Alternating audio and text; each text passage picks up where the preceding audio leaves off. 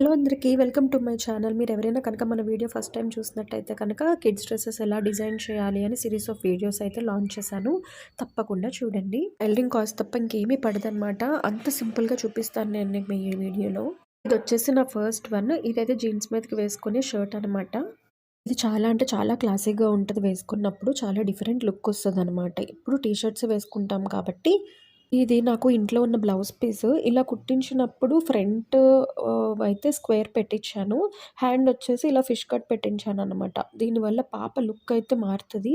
వెనకాల ఇలాగ hooks పెట్టించండి. So, వేసుకున్నప్పుడు టైట్ లేకుండా పాప ఈజీగా వేసుకోగలుగుతదనమాట. ఇదొచ్చేసి నా సెకండ్ ఫ్రాక్. ఇదైతే జస్ట్ ఇంట్లో వేసుకోవడానికి మాత్రమే కుట్టించాను. యాక్చువల్‌గా ఎప్పుడైనా కూడా పిల్లలకి ఇలాగ వీ నెక్ పెట్టడానికి ట్రై చేయండి. చాలా అంటే చాలా ముద్దుగా కనిపిస్తారు వాళ్ళు. ఇప్పుడు స్క్వేర్స్, రెక్టాంగిల్ చూస్తాం కాబట్టి ఇలా అయితే ఒక్కసారి ట్రై చేయండి.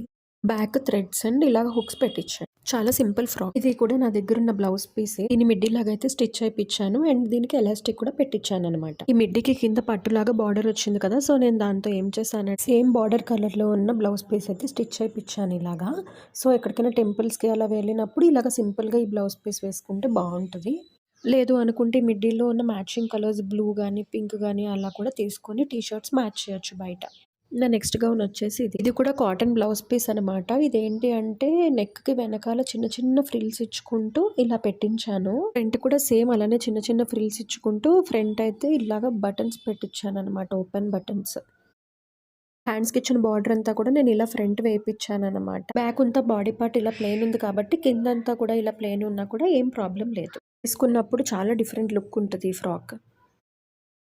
ఇది చాలా మంచి కలర్ కాంబినేషన్. ఇదొచ్చేసి ప్లెయిన్ స్కర్ట్. ఇదైతే నేను క్రష్డ్ మెటీరియల్‌లో బయట తీసుకున్నాననమాట. మనకి లెహెంగా కింద సింపుల్‌గా ఉంది కాబట్టి ఏం చేశానంటే బ్లౌజ్‌ని కొంచెం కాంప్లిమెంటరీ టచ్ ఇవ్వడానికి డార్క్ కలర్‌లో ఇలాగ సీక్వెన్స్ వర్క్ అయితే తీసుకున్నాననమాట. ఇదైతే చాలా బావుంటది కాంబినేషన్. ఇదేంటి అంటే నేను సెపరేట్‌గా బ్లౌజ్ పీస్ అయితే ఏం కొనలేదు. నేను ఎలా అయితే ఇలాంటి టాప్స్ డిజైన్ చేసుకుంటానో అలాంటివి 2.5 మీటర్స్ తీసుకుంటాననమాట. అందులోంచి 50 పాయింట్స్ తీసుకొని ఈ బ్లౌజ్ అయితే డిజైన్ చేశామనమాట. ఇది కూడా ఒక బ్లౌజ్ పీసే నా దగ్గరుంది.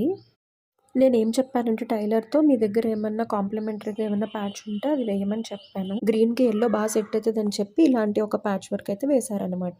కిందకొచ్చేటప్పటికి నార్మల్‌గా ఫ్రాక్ ఇలా వదిలేయకుండా చిన్న చిన్న ఫ్రిల్స్ ఇచ్చుకుంటూ డిజైన్ చేశామనమాట. సబ్స్క్రైబ్ చేయడం అయితే అసలు మర్చిపోద్దు. Thank you for watching.